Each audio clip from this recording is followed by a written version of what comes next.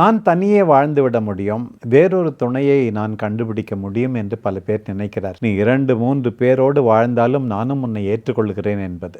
With you I M A Christian, உங்களோடு நானும் ஒரு கிறிஸ்தவன் தான், தாங்கள் அவர்களை விட பெரியவர்கள் என்று நினைக்கக்கூடாது. நான் சொன்னது போல எல்லாரும் பொது குருத்துவத்திலே பங்கு பெறுகிறார்கள். இந்த பணி குருத்துவம் பொது குருத்துவத்திற்கு பணிவிடை செய்யத்தான் இருக்கிறது என்பதை இந்த அருள் பணியாளர்கள் அல்லது குருக்கள் மறந்துவிடக்கூடாது. பொதுவாக அருட்பணியாளர்களுக்கும் பொது நிலையினருக்கும் இடையே ஒரு இடைவெளி இருக்கின்றது, ஒரு வேறுபாடு இருக்கின்றது. இந்த நிலையை குறைப்பதற்கு அல்லது அவர்களுடைய தொடர்பை இன்னும் அதிகரிப்பதற்கு என்ன செய்யலாம்? திருமுழுக்கு பெற்றவர்கள் என்றும் நிலையிலே அருள் பணியாளர்களும் பொது நிலையினரும் ஒரே தரப்பட்டவர்கள்தான் என்பதை முதலாக புரிந்து கொள்ள வேண்டும். திரு அவை சட்டம் 204 திருமுழுக்கினால் என்ன நிகழ்கிறது என்பதை எடுத்துச் சொல்கிறது. 207 திரு அவை 2 பெரும் பிரிவுகளாக பிரிக்கப்பட்டிருக்கிறது என்பதை சொல்லுகிறது. அதில் ஒரு பிரிவு எல்லாரும் பொதுநிலையினர், இன்னொரு பிரிவு திருப்பட்டத்தினர், கிளரிக்ஸ், அருள் பணியாளர்கள் என்று சொல்லுகிறோம். இந்த திருப்பட்டத்தினர் என்னும்போது, கிளரிக்ஸ் என்னும்போது அவர்கள் யார் என்று கேட்டால் 3 பிரிவுகளாக அவர்களே பிரிக்கப்படுகிறார்கள். திருத்தொண்டர்கள், குருக்கள் அல்லது அருள் பணியாளர்கள், ஆயர்கள், இவர்கள்தான் திருப்பட்டத்தினர் என்று சொல்லுகிறார்கள். Some among the people of God, இறை மக்களில் சிலர் இந்த திருப்பட்டத்தினால் குருக்கள் என்று அழைக்கப்படுகிறார்கள், திருத்தொண்டர்கள், ஆயர்கள் என்று அழைக்கப்படுகிறார்கள், இறைவனால் தேர்ந்து கொள்ளப்பட்டிருக்கிறார்கள். நான் சொன்னது போல எல்லாரும் பொது குருத்துவத்திலே பங்கு பெறுகிறார்கள்.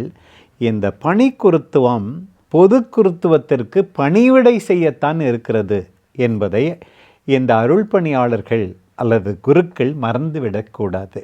தாங்கள் அவர்களை விட பெரியவர்கள் என்று நினைக்கக்கூடாது. புனித அகஸ்தினார் மிக அழகாக சொன்னார், ஃபார் யூ ஐ ஆம் எ பிஷப், உங்களுக்கு நான் ஆயராக இருக்கிறேன். அதுபோல் ஒவ்வொரு குருவாம் மக்களை பார்த்து உங்களுக்கு நான் குருவாக இருக்கிறேன், அருள் பணியாளராக இருக்கிறேன்.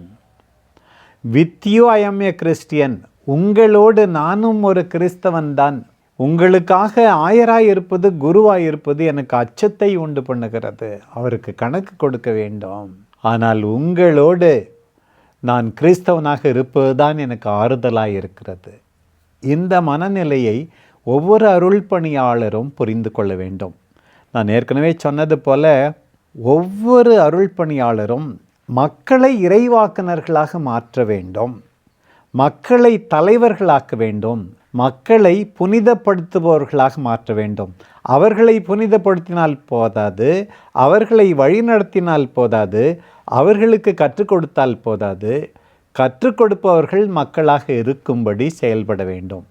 அப்படி இருக்கும்போது என்ன செய்ய வேண்டும்? அவர்களை மதிக்க வேண்டும், அவருடைய உணர்வுகளை மதிக்க வேண்டும், மரியாதையோடு அவர்களோடு பேச வேண்டும், அவர்களுடைய கருத்துக்களை கேட்க வேண்டும். என்னுடைய ஆயர்பணியின் விருது வாக்கு என்னவென்று கேட்டால், அவருக்கு செவி சாய்க்க அவுதீரே இல்லும் என்று. நான் எதற்காக இதை தேர்ந்தெடுத்தேன் என்றால், தாபோர் மலையிலே தந்தை கடவுள் என் மகனுக்கு செவிசாயுங்கள் என்றார். கானா ஒரு திருமணத்தில் நம் அன்பு தாய் அன்னை கன்னிமரியா வேறு வார்த்தையில் என் மகனுக்கு செவிசாயுங்கள். இணைச்சட்டத்தில் 6ஆம் அதிகாரத்தில் ஷெமா இஸ்ராயல், இஸ்ராயலே கேள், ஆண்டவரை அன்பு செய் என்று சொல். இது எல்லாவற்றையும் இணைத்துத்தான்.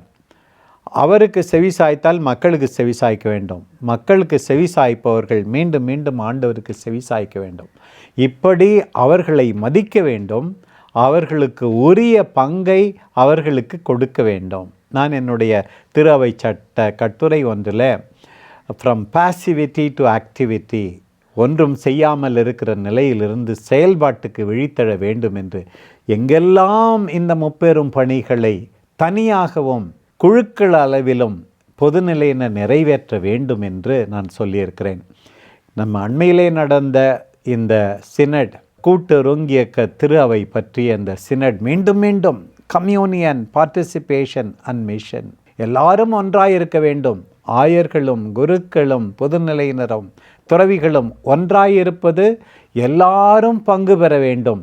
பங்கேற்காத திரு அவையாக பல நிலைகளிலே நம்முடைய கத்தோலிக்க திரு அவை அமைந்துவிடக்கூடாது என்பதை மீண்டும் மீண்டும் உணர்த்தி பல்வேறு நிலைகளிலே பங்கேற்பு.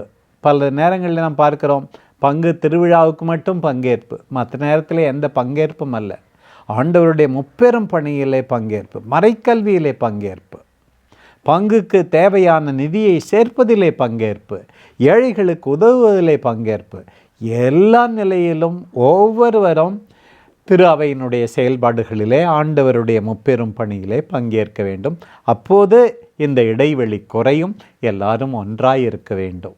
இன்றைய நாளிலே எமது யாழ் மறையலை தொலைக்காட்சி கலையகத்துக்கு வருகை தந்து எங்களோடு இந்த கலந்துரையாடலிலே கலந்து கொண்ட சேலம் மறைமாவட்ட ஆயர் அருட்செல்வன் ராயப்பன் அவர்களுக்கு எமது மனமார்ந்த நன்றிகளை தெரிவித்துக் கொள்கின்றோம். அவர் தன்னுடைய வாழ்வின் அனுபவங்களையும் இறையியல் சிந்தனைகளையும் எங்களோடு பகிர்ந்து கொண்டார். அவருடைய பணி இன்னும் சிறந்து விளங்க வேண்டும் என்று இறையாசி வேண்டி நிற்கின்றோம். மீண்டும் அவருக்கு எங்களுடைய மனமார்ந்த நன்றிகளை தெரிவித்துக் கொள்கின்றோம். நன்றி. நன்றி. அன்புக்குரிய யாழ் மறைமாவட்டத்தின் நம்பிக்கையாளர்களே, மறை அலை தொலைக்காட்சி அரும்பணி செய்வது எனக்கு உண்மையாகவே மகிழ்ச்சி அளிக்கிறது.